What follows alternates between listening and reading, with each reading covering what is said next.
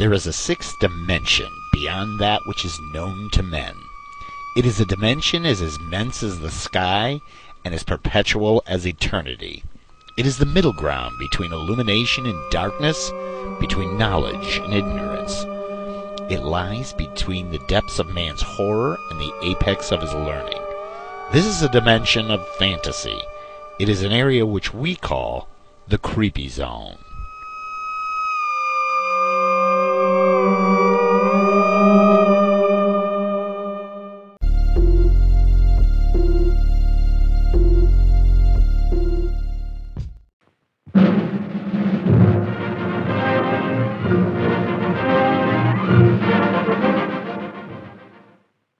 Information about the beneficial uses of atomic energy knows no national boundaries. The facts are available today, for nuclear energy isn't waiting to help people everywhere in some brave new world of the future. The peaceful atom is here now to serve what President Eisenhower has termed the needs rather than the fears of mankind. Nuclear reactors or atomic furnaces like this one provide the product that makes possible practical applications of nuclear energy. That product is the radioisotope, the atomic tracer, a common element tagged with radiation like a sheep with a bell. And because they are tagged, they can be traced, thus giving scientists, engineers, and doctors worldwide an invaluable tool for research and money-saving applications into biology, medicine, health, agriculture, and industry. In the past 8 years, the United States has made more than 47,500 shipments of radioisotopes to more than 2,000 users in this country and almost 3,000 shipments to 53 countries all over the globe at or below cost. Today, atomic radiation controls quality of industrial production, reduces industrial costs, achieves results hitherto impossible. Radioisotopes are at work today in the oil industry. Oil producers have the difficult problem of identifying each different batch of crude oil pumped from an oil field. Therefore, a small amount of an atomic tracer is added to the head of each new batch of crude oil at the field. Pumps force the radioactively tagged oil through pipes to the refinery. A radiation counter detects the radioisotope when it arrives at the head of each new batch of oil and automatically signals refinery headquarters. Savings, $500,000 a year.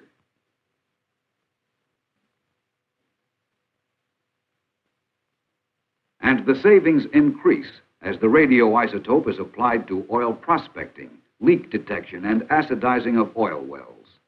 But petroleum is only one industry. Let's turn to motors and see how the tagged atom works there. Piston rings, previously made radioactive in a reactor, arrive at an engineering laboratory. The lead container stops dangerous radiations. One of the rings is then attached to the piston of an automobile engine.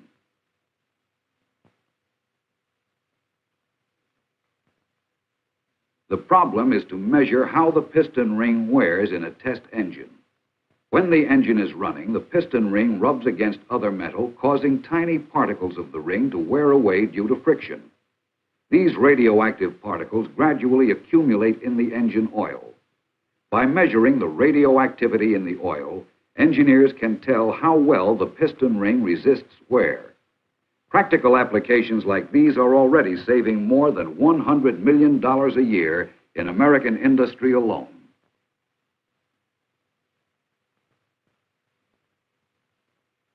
Back in the engineering laboratory, instruments detect and measure the radioactivity in the oil. Before radioisotopes were known, tests for wear on moving parts had to be made by slow, inaccurate methods.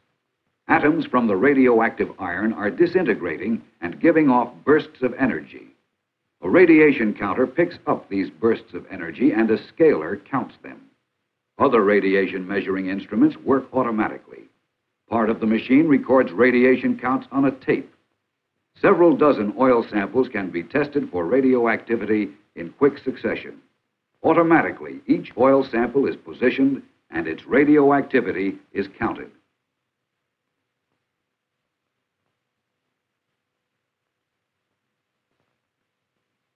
Factories now have an invaluable aid in radioactivity. In any process involving sheet material, paper or metal for instance, the thickness of the product must be measured and controlled with extreme accuracy. Using radioactivity, all this can be done without stopping actual production. In the base of the thickness gauging machine is some radioactive material. The sheet product blocks some of the radiation. The thicker the material, the more particles blocked.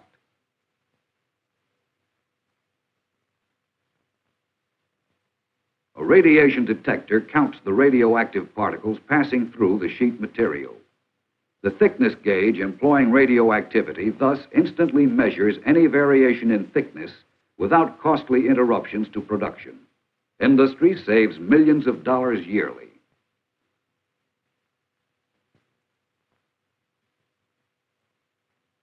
To find dangerous flaws in metals or to test weldings, an X-ray film is attached to the metal. Radioactive material is taken from a lead storage safe and set in place to take a picture by exposing the X-ray film. Invisible rays penetrate metal, literally see into its heart, exposing the film. Since rays pass through flaws more easily than through perfect areas, the hidden flaws or faulty weldings are pinpointed accurately when the X-ray film is developed and a picture made. The tiny radioactive source can be spotted in tight or dangerous places where bulky X-ray equipment could not be fitted. Metallurgists, engineers, and construction workers have a new partner, an inexpensive partner, in the atom.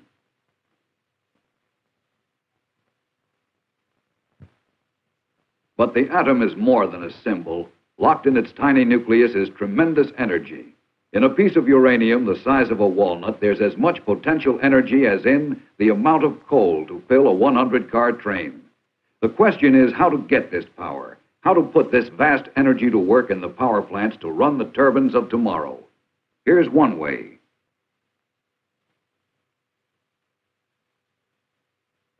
As uranium atoms in the nuclear reactor disintegrate, tremendous amounts of heat are generated.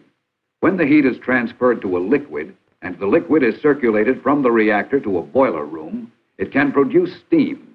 Steam drives a generator to produce electricity. And we are building such a unit today, the nation's first full-scale atomic power plant to produce 60,000 kilowatts of useful electricity, enough for a small city. It won't produce power economically competitive with coal or oil, but it is a major step in that direction, a big hope for the future.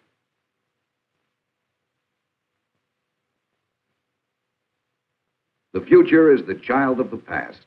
And here at the experimental breeder reactor, known as the EBR, way back in December 1951 on an isolated desert in Idaho, was produced the first useful electrical power from the atom. These very motion pictures were taken with electrical power from the EBR, the first motion picture cameras ever driven by the products of nuclear energy. The operator brings the reactor up to power to gain the high heat to be transformed to electricity. This reactor is a forerunner of the machines which one day, with the help of the International Atomic Energy Agency, may provide abundant electrical energy in the power-starved areas of the world. Electrical power from the atom, for many years, may not be economically competitive in the United States, where fuel is plentiful. But with technical help from this country, economically competitive power reactors probably could be built in a much shorter time in high power cost areas overseas. Right now, out of these first nuclear machines, we're not buying power. We're buying knowledge, knowledge that we wish to share. The United States will open a reactor training school where scientists and engineers from abroad may learn the working principles of atomic energy.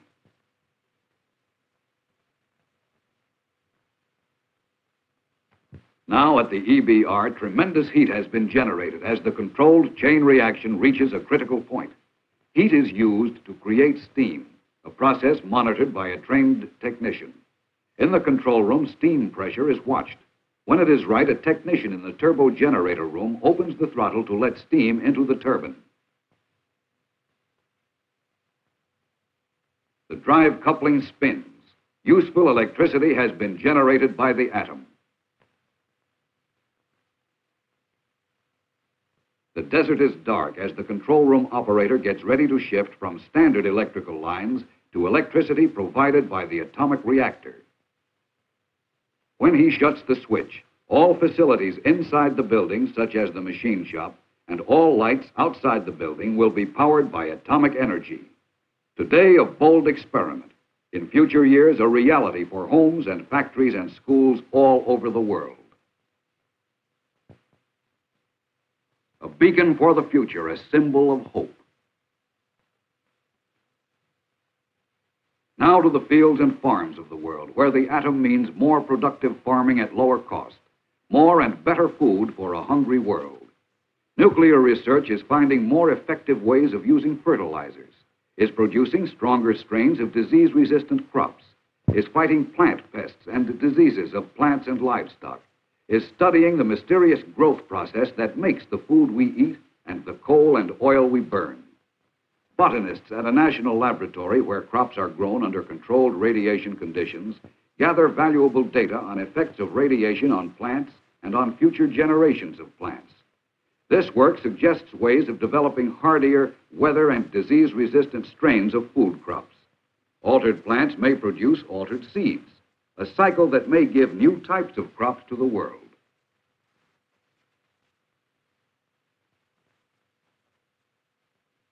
Yet how nature produces the food we eat is a fascinating mystery for atomic investigation. Photosynthesis, it's called.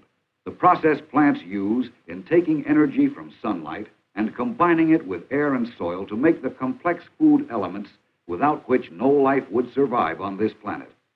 Investigators use atomic tracers to identify the complicated compounds produced by natural photosynthesis. Knowledge from this research someday may make it possible for us to manufacture food, synthetic gasoline, and coal. In special water-cooled greenhouses, atomic researchers grow many food and medicinal plants in a radioactive atmosphere. From these plants come the many compounds familiar to medicine and biology. The crucial difference is they are radioactive. They can be traced. From poppies, tobacco, and other plants come radioactive drugs, carbohydrates, acids, proteins, vitamins that are extremely useful today to researchers in medicine, biochemistry, physiology, and agriculture. So atomic farmers harvest radioactive crops that go to work for the knowledge of man's living environment.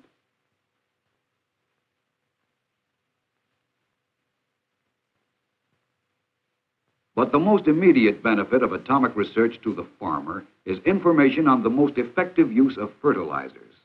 Botanists blend radioactive tracers with soil in order to study soil and plant nutrition. They have already established invaluable data showing where and how fertilizers should be placed for maximum uptake. When the plant uses the fertilizers most efficiently, what fertilizers are best for various soils, and how fertilizer is absorbed from the soil. This vital information is saving thousands of tons of fertilizer and millions of dollars every year for the farmer. At the same time, research produces data that may lead to better, stronger strains of plants. Similar tracer research is giving valuable information on insecticides and making definite headway against crop pests and the diseases of fruit and shade trees. Radioaction's use for food preservation and sterilization also is being investigated.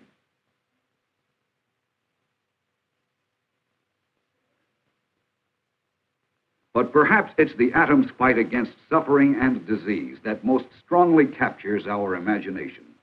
Controlled radioactivity has placed us 25 years ahead in the battle against pain and death. Capturing the atom's probing power, science has found a powerful new tool to study and defeat sickness and make a healthier, happier life for the benefit of all mankind.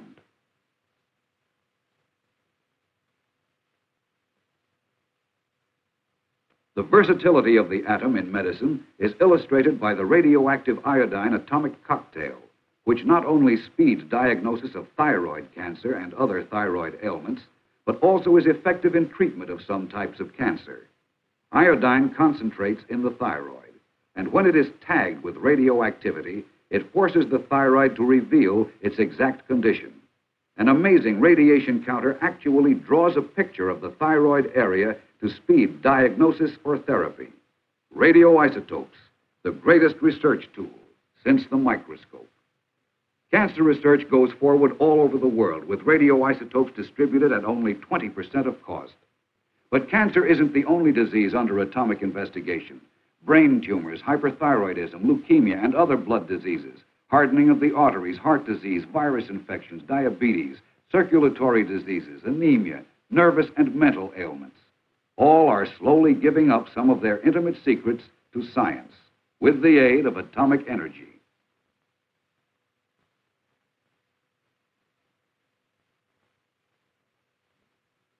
We go into New York's Montefiore Hospital to see a powerful aid in the fight against disease, the Cobalt Teletherapy Unit, which was developed and is being improved by cooperating scientists all over the world.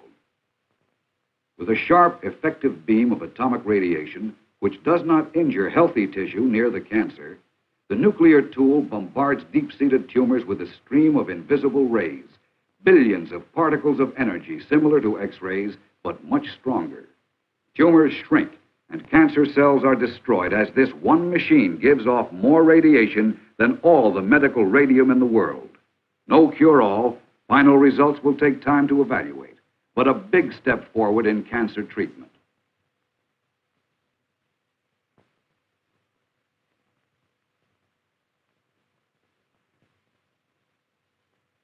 In a message to the Atoms for Peace exhibit in Rome, President Eisenhower said that history will one day record as the most far-reaching physical accomplishment of the century, or even of 20 centuries, the discoveries which in recent years unlocked for the use of mankind the boundless energy of the atom, the versatile, peaceful atom that promotes agriculture, fights disease, provides valuable radioactive tracers for science and industry, that is the basis for future economical power for cities, homes, and factories. America, as President Eisenhower pointed out to the United Nations, deeply desires to join countries all over the globe in adapting the atom to the arts of peace.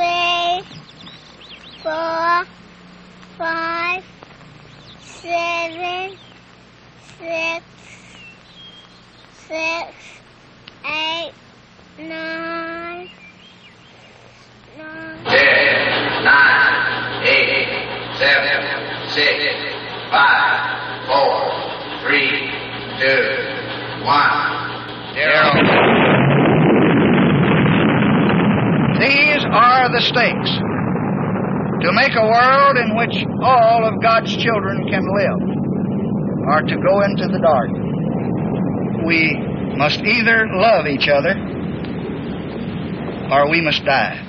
Vote for President Johnson on November 3rd. The stakes are too high for you to stay home.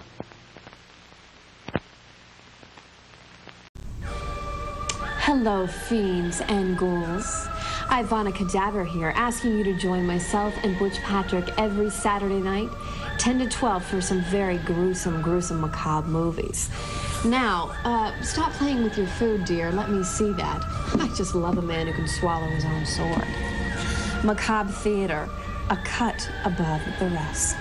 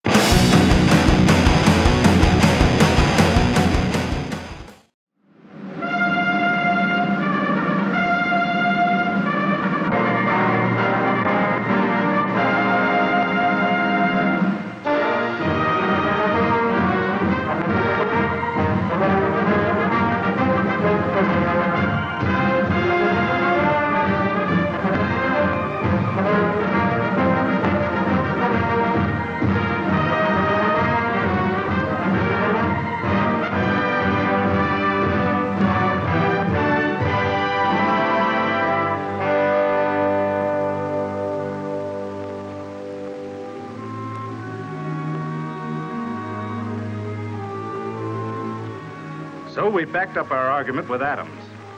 And when we moved into Japan a month or so later, we saw firsthand that we'd been mighty convincing. We saw a lot of this. And some of this. Sort of gave a guy the shakes. That is until he... What happened?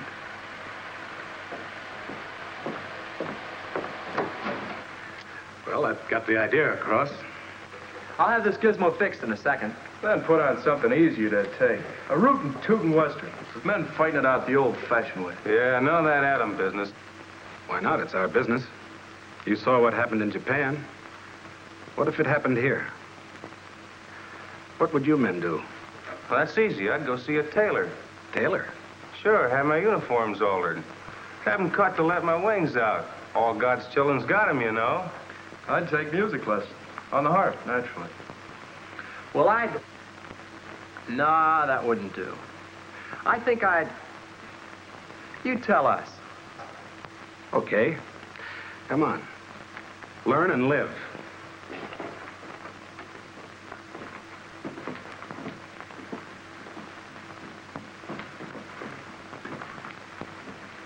Target for today.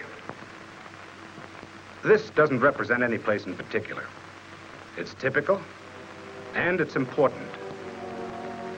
For shipping, by both water and by rail.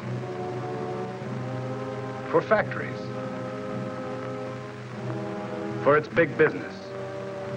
It's the kind of a city an enemy would want to knock out. A spot where he might drop an egg, an atomic egg. What an omelet that'd make. Yeah, with us in it, maybe. But not necessarily. Look, I won't kid you about the A-bomb. I've seen what it can do in Japan, Bikini, and Eniwetok. It's deadly. It's like a woman. That I'd have to see. I mean, never underestimate its power. Don't lose your head, use it. Figure that an atomic bomb dropped on a large modern city like this might kill 50,000 people. That figure might be cut down considerably if folks were properly schooled in individual protection. Handle yourself right and you've got a good chance of coming through. Do the wrong things and you've got a future like an ice cube in a hot toddy. Get panicky and get hurt. Forget about such things as the proper outfits to wear. Light, loose clothes to protect you against flash heat. The enemy was thoughtless. He didn't send you a formal announcement of the big blowout. And you're no quick change artist. Suppose you're taken by surprise. And while we're supposing, let's go all the way. Figure that this is the real article, not just a model. And you're there. Okay, you're in this town and you're on it. Making the best of those three rights they can't take away from you. You're enjoying life.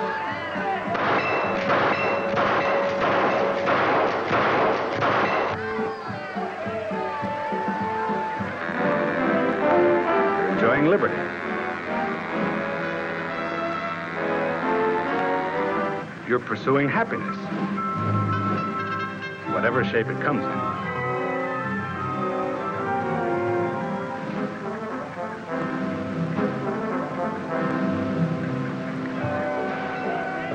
You're doing all right.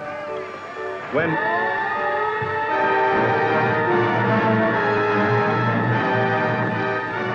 The other guy's around and he means business, so get going. Remember, you're off base. You've just got time to save yourself. Drop whatever you're doing. Find the nearest hole and make like a mole. A subway's okay. Stay out of flimsy buildings. They give bad protection. A basement's fine, preferably under a solid, well-constructed building. And the safest positions are near strong supporting columns or next to the walls, protected from falling bricks and 2x4s. If there's no underground shelter handy, pick a room in a good building close to the ground. It ought to be airtight and light-proof as possible, with the doors shut, windows closed, and blinds drawn.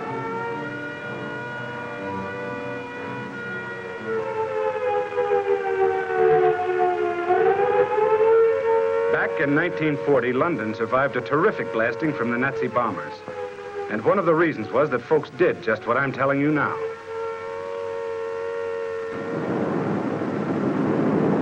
Pretty crowded down in those shelters. There wasn't much fresh air. There was more of it up above.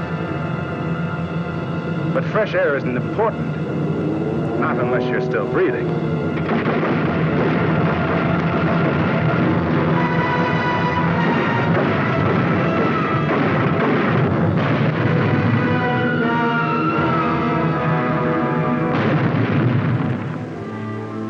Do what those people did, and you're on the right track. World War II bombs were cream puffs compared to what you may be up against. But the defensive measures are about the same. The blast of an ordinary bomb kills and destroys. An A-bomb's kick is much worse. The old horse and buggy bomb was hot stuff. The A-bomb is hotter, so when you get the warning, don't stop to ask what's cooking. It might be you. The big idea, if you've got time enough to swing it, is to shield yourself by thick, strong, heavy material like reinforced concrete from the A-bomb's blast. And heat. Do that, and you'll also be protecting your hide from its radiations. A lot of people, including you men fairly new to the service, got the notion that radiations are like the double whammy turned on by Evil Eye Flegel, the comic strip character. Irresistible, I mean. Well, you're wrong. They're mighty penetrating and deadly, but they can be stopped. Authorities know exactly what it takes. Just what thickness of steel, concrete, or wood will do the trick. But you're no authority. Even if you were, you haven't got your tape measure or calipers with you. Even if you had them, you wouldn't have time to use them. You're just a guy trying to get along. And fast. A heavy wall between you and the source of the blast will cut off most of the radiation barrage. But you don't know where the source will be. And radiations can scatter and bounce off the air the way a basketball bounces off the backboard. What you want, then, is a spot that shields you above and all around. That's if you can find it without wasting time. Comfortable? Not me. I've been figuring I got caught away from any of the shelters. Out in the open. So what do? Play dead? Right. Or maybe you will be. If there was a ditch handy, you'd flop in it. But there isn't. So hit the dirt, like men did in World War II. Lie flat, face down. Cover the exposed parts of your body. The bomb's flash heat is rugged. Don't get curious and look around. Its light can blind you temporarily. You all with me? Fine. Now we're about as ready as we can be for the fireworks. Bombs away. Just one. I want you to visualize what would happen if the enemy somehow slipped it through our defenses. That it's about as powerful as the ones we used in Japan. And that he wants it to explode about 2,000 feet above the city. Right about here.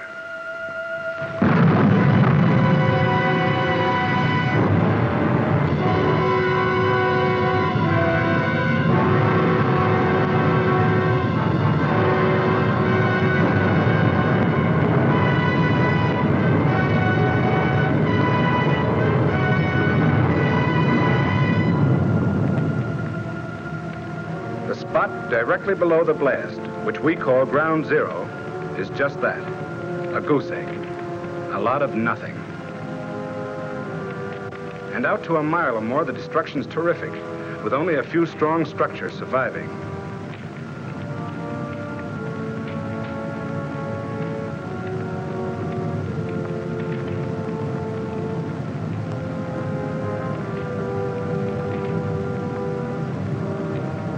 Damage naturally peters out from ground zero.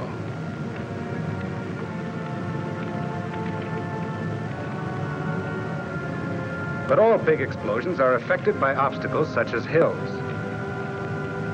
Behind a hill may be a building that came through okay, while further out in the open will be another that went to pieces. The fires started don't exactly follow the rule book either. In here you might get a frying pan, and back here a fire.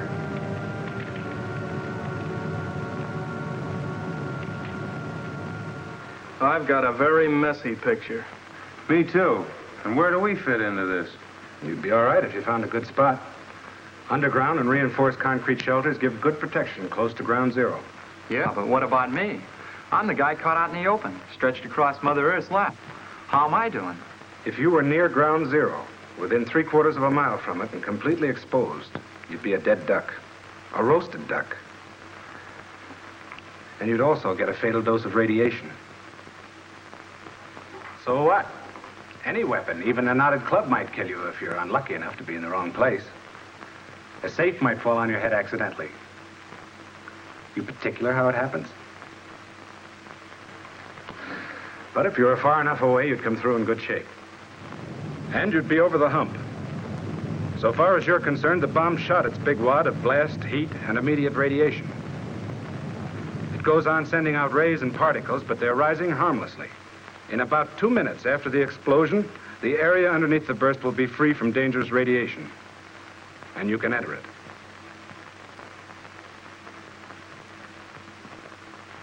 You've probably got military duties to perform. There's a lot of relief, rescue, and policing work to be done. So after waiting a couple of minutes, get moving.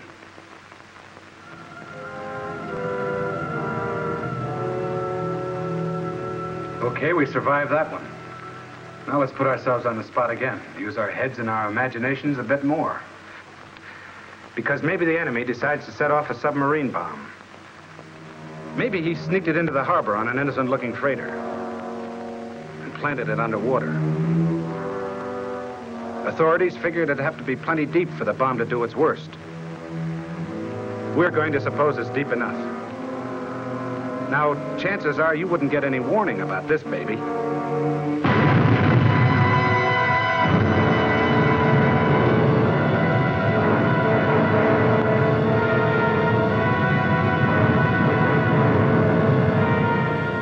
Sure see it, though. You wouldn't worry about being blasted or burned by a submarine explosion. But watch out for the fog and mist. It's radioactive, packed with poison, and it moves fast.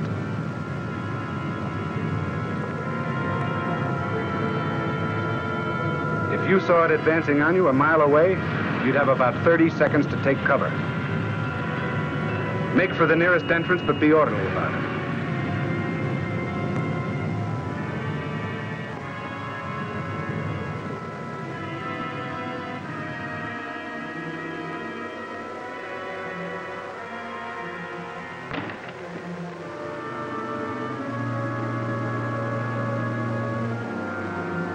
That fog has contaminated everything it touched with radioactive matter, which we'll call hot stuff, although it hasn't anything to do with its temperature. Don't be in a hurry to leave your shelter. Wait till the fog disappears. Then wait a bit longer if you can. It cools off a lot the first few minutes after the blast. Gets less dangerous.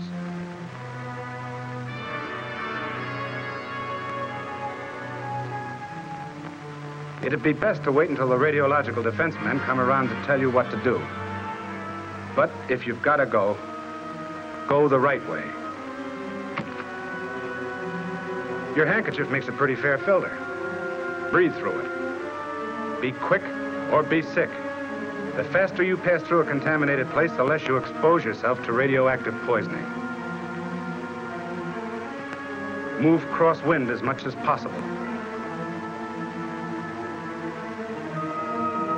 Take advantage of cover, of passageways protected from contamination.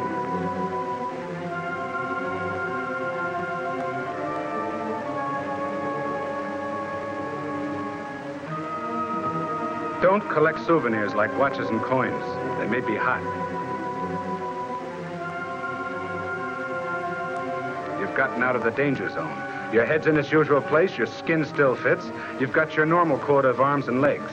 Souvenirs, you'll get some real pleasures out of. Sooner or later, you'll run into the radiological defense monitors.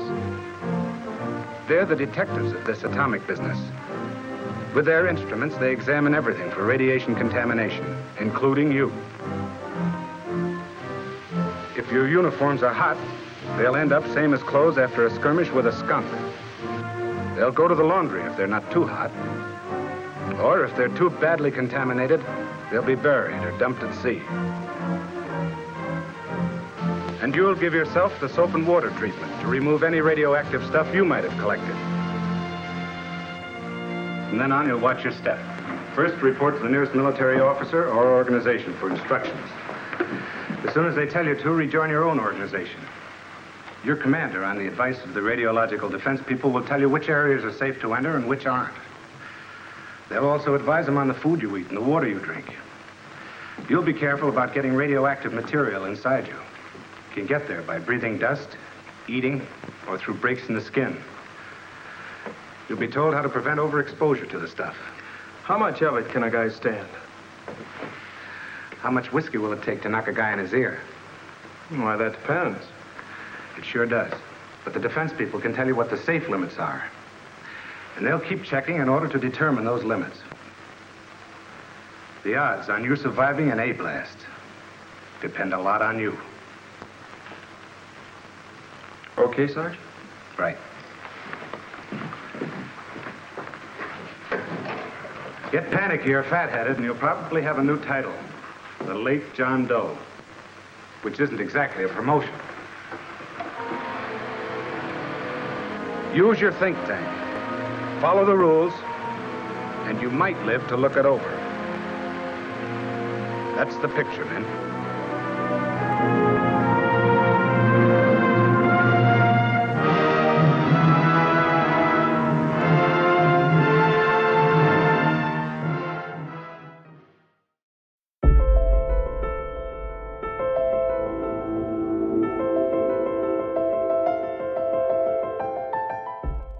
Saturday, October 25th, come get your freak on with me, Freak Show on the Harlots of Horror at the first ever Madison Horror Film Festival.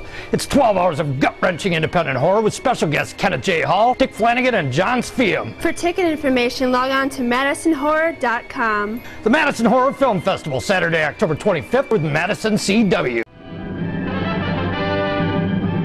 And now, moving into position is the big new U.S. Army atomic cannon.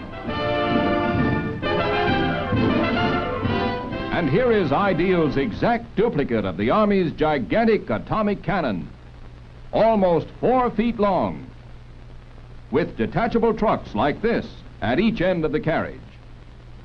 There are 6 shells capped with soft tips that slip easily into the barrel. And the Ideal cannon itself, the barrel adjusts for different firing ranges, and it's mounted on an elevation platform. Wait a minute, they're ready for another firing. The cannon's loaded. Aim. Fire. Ideal's atomic cannon. Ask Mom to get your Ideal atomic cannon at your favorite toy department. It's a wonderful toy. It's Ideal.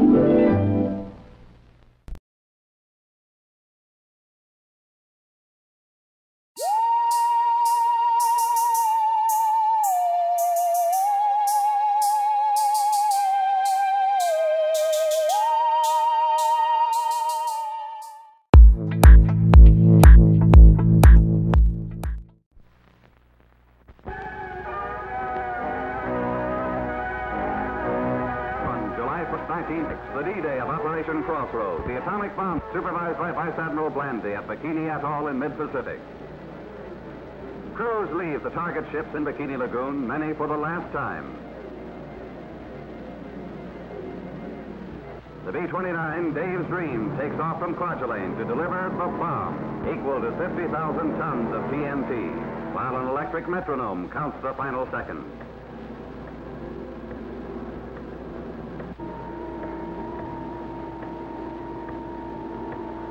Cover your eyes. Now, bomb away.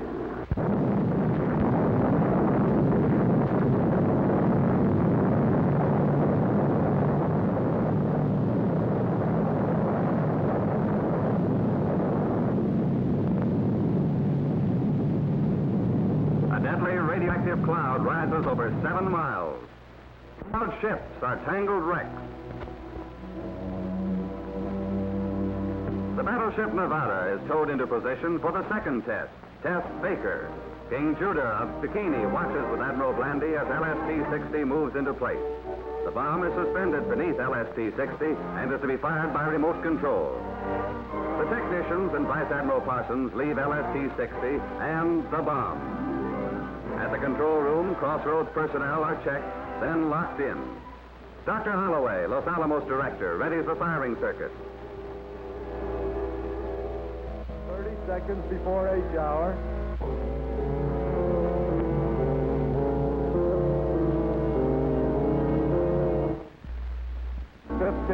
Cameras are ready aboard ship and in the sky. 2, 1, fire.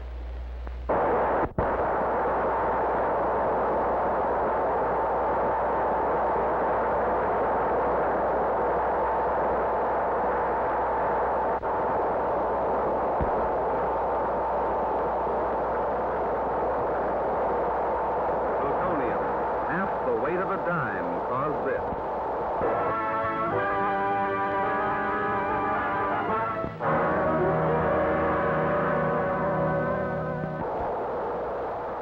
This is the force that can destroy our world unless we find the road to peace now. Town atom test measured a model village in the Nevada desert against the awesome power of nuclear energy. Buildings of various materials went up. $1 million worth of equipment was installed, including lifelike mannequins, and tons of food to measure the contamination caused by radiation. The big dolls were Survival Town's sole inhabitants. Tanks took part in their first atomic maneuvers, some less than a mile away, the closest yet in any test. Nearly 6,000 persons participated, including troops sheltered by trenches. Many cameras in many locations filmed the single blast.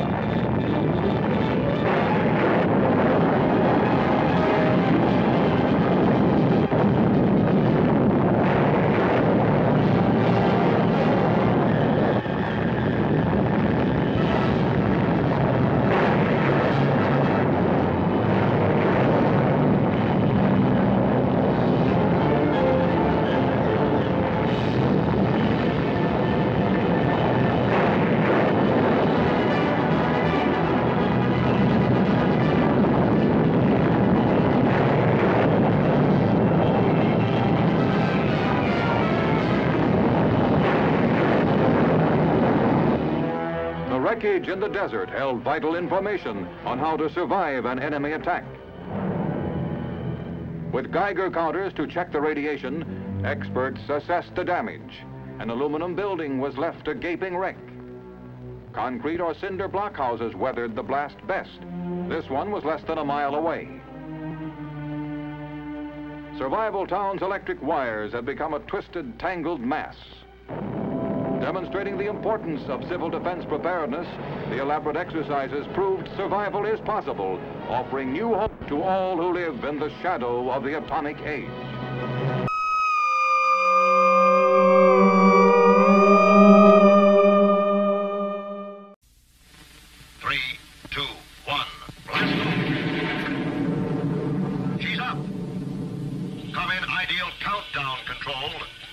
Second launching.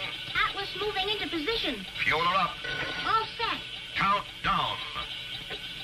10, 9, 8, 7, 6, 5, 4, 3, 2, 1. Blast off! There she goes! Yes, you can be in command of your own ideal countdown. It's a real electronic missile base. You sit at the controls and move missiles into place. You count down. You blast off. You track the flight. The ideal countdown comes complete with moon missile and lunar probe, as well as the giant Atlas. Get your electronic Ideal Countdown now, wherever good toys are sold. It's a wonderful toy. It's ideal.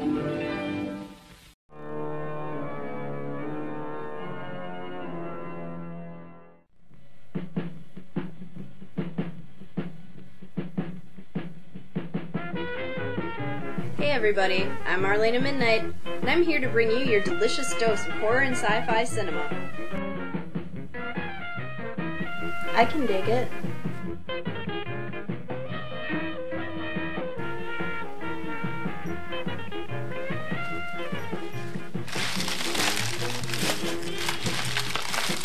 Hey Robin. Hey Marlena! Hey! What are you doing? I'm just decorating for the Halloween party. Halloween party, do you need help? Yes!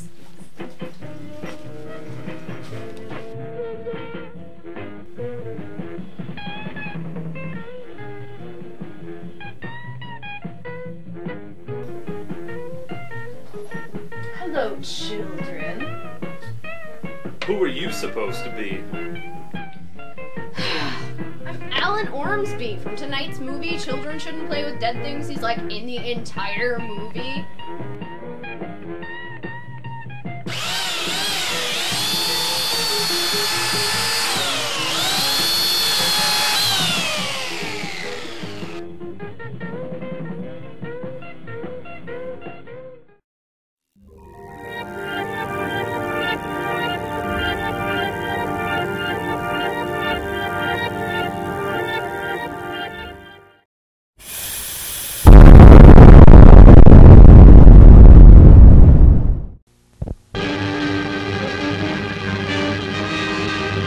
An atomic bomb breaks loose from a mounting shackle in a B-47 jet over Florence, South Carolina, plummets to Earth, causing a sensational freak accident. There was near disaster for those within range of the TNT, that is the bomb's trigger. 6 were injured. The home of Walter Gregg was turned into a shambles.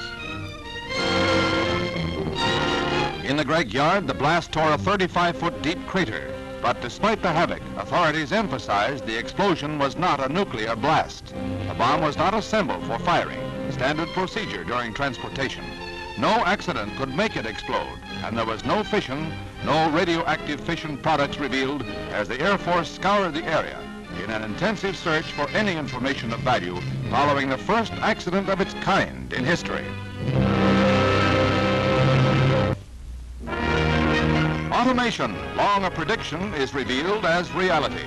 In this first plant of its kind, production is automatic, entirely controlled by electronics. A typewriter-like keyboard is the master control, setting out data and instructions on a punched tape, which in turn feeds the electronic computer. The computer translates the punch tape and sends the results directly into the machine tool production line, issuing coded instructions, automatically checking results. For example, the proper size drill is selected and moved into position. This new system, developed by the Hughes Aircraft Company, makes the use of precision mass production techniques possible for small plants. By cutting the time between the engineering work on a given part and its production, it cuts costs as well. Only occasional inspections and quality control checks are needed to make sure that everything stays on the beam in the electronically operated factory.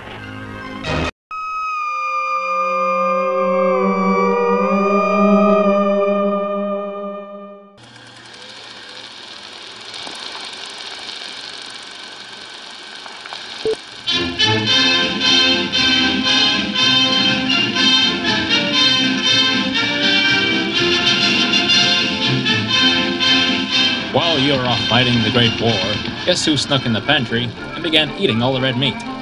No, not communists. I'm talking about the living dead. But don't panic. Zombies needn't be our enemies. In fact, with the passing of the Undead Equal Opportunities Bill, zombies are now granted the same rights and privileges as the rest of us. And why not? The zombie dollar is an integral part of our nation's economy. Zombie laborers form the backbone of our mighty workforce. Even the president is getting zombie fever. At first, zombies may seem strange and terrifying to us, but don't panic. They're just like you and me. Why, some of your favorite movie stars are living in pairs.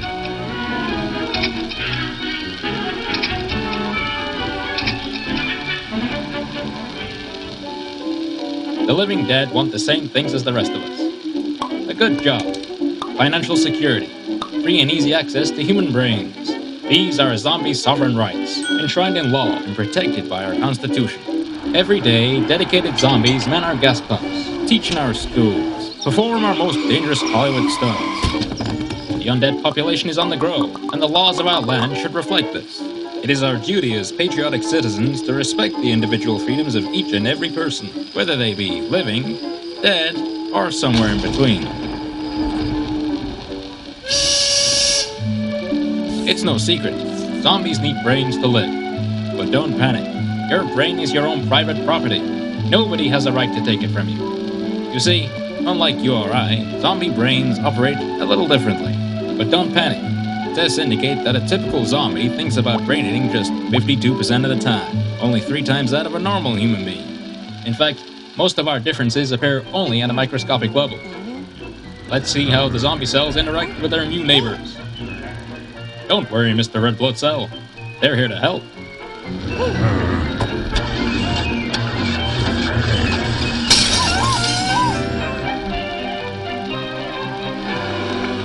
In these forward-thinking times, there's no longer any need to fear or persecute the undead. Instead, bake them a cake. Take them to a ball game. Enlist them in the United States Army, Navy, Marines. And don't be taken in by those who label zombies a menace. When you give your vote to the anti-zombie lobby, you sacrifice the freedom of our peace-loving nation. And that makes you a communist. A stinking communist.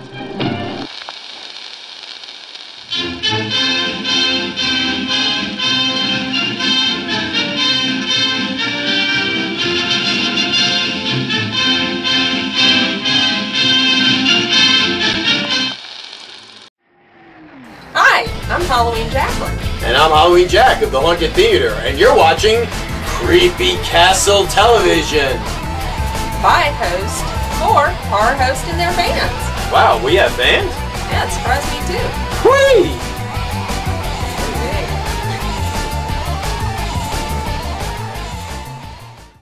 Following is a pre-recorded, paid political announcement.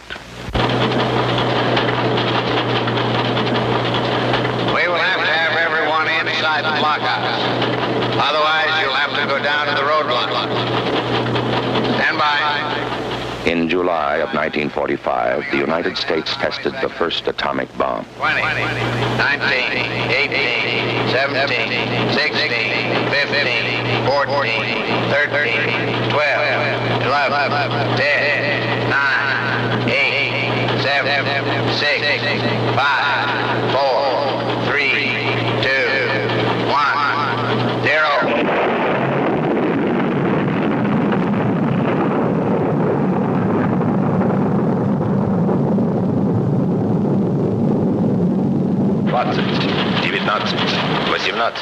In September of 1949, the Soviet Union tested its first atomic bomb. 12,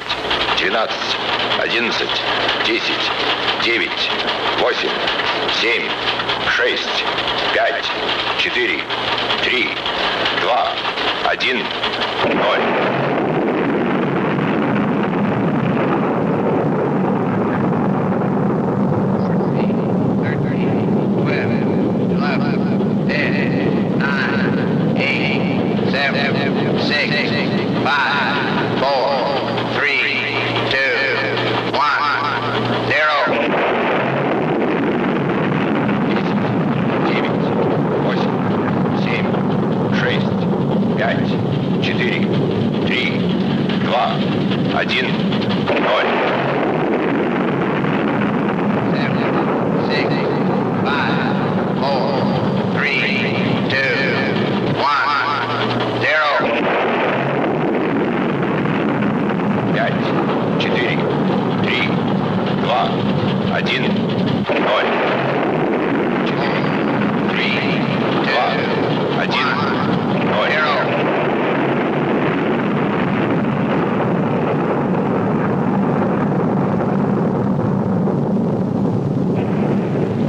Years ago, the event of nuclear weapons changed the course of the world, as well as the war.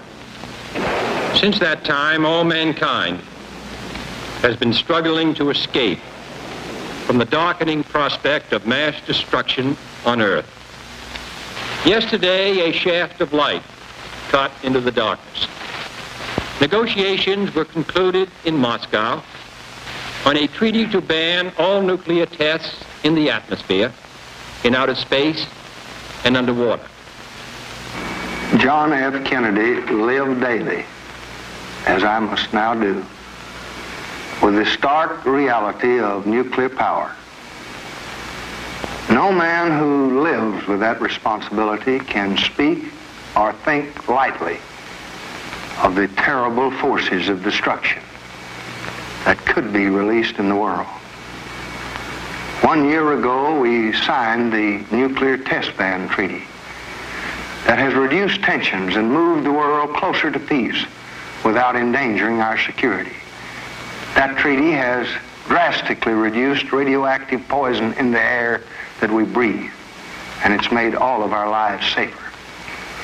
Those who oppose agreements to lessen the danger of war curse the only light that can lead us out of the darkness. As long as I am your president, I will work to bring peace to this world and the world of our children.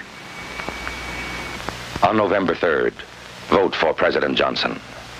The stakes are too high for you to stay home. It's a Monday morning meltdown.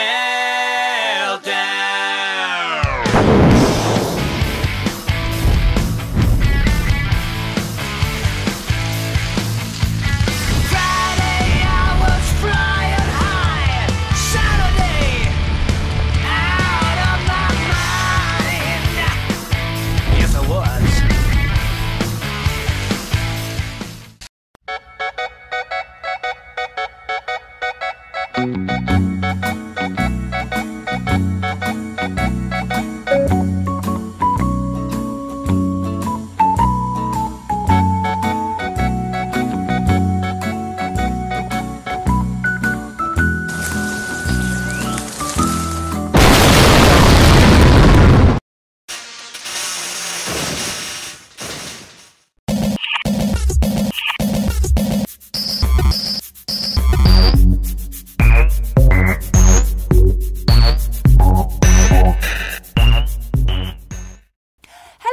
Creatures, it's me, Missy Brew. Make sure to watch me on the Kreepy Castle.